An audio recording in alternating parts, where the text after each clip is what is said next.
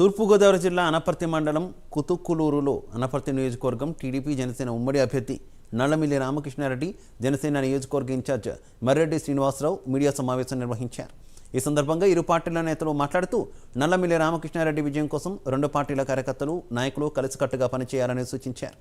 ఈ నెల 28న చంద్రబాబు పవన్ కళ్యాణ్ కలిసి పాల్గొనే బహిరంగ సభను విజయవంతం చేయాలని కోరారు.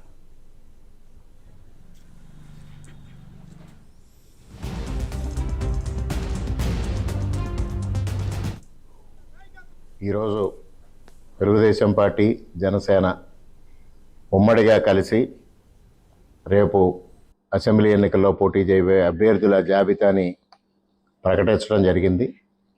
మొట్టమొదటిసారిగా మరి అనపర్తి నియోజకవర్గం నుంచి తెలుగుదేశం జనసేన తరఫున ఉమ్మడి అభ్యర్థిగా నా పేరు ప్రకటించిన చంద్రబాబు నాయుడు గారికి, పవన్ కళ్యాణ్ గారికి హృదయపూర్వకంగా కృతజ్ఞతలు తెలియజేసుకుంటున్నా.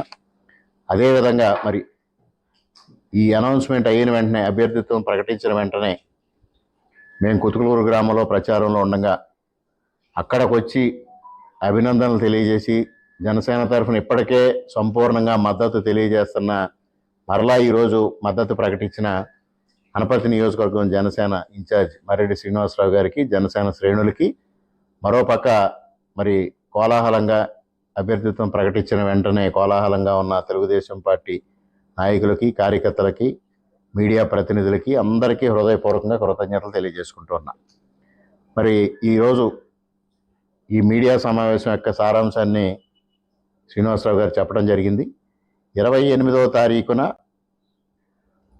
మరి ప్రతిపాడులో, తాడేపల్లిగూడెం సమీపానున్న ప్రతిపాడులో ఏదైతే తెలుగుదేశం జనసేన ఉమ్మడి సమావేశం చంద్రబాబు నాయుడు గారు, పవన్ కళ్యాణ్ గారు మరి ఆ రోజు ప్రజలను ఉద్దేశించి దిశానిర్దేశం చేయడం జరుగుతుంది.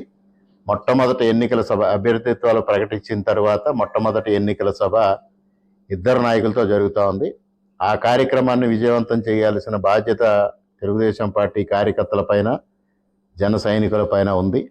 ఆ దిశగా ఉమ్మడి కార్యాచరణ రూపొందించుకొని అందరూ ఈ కార్యక్రమానికి హాజరు కావాలని మేమిద్దరం కలిసి వాళ్ళు పిలిపి ఉండడం కోసం ఈ మీడియా సమావేశం ఏర్పాటు చేయడం జరిగింది. ఈరోజు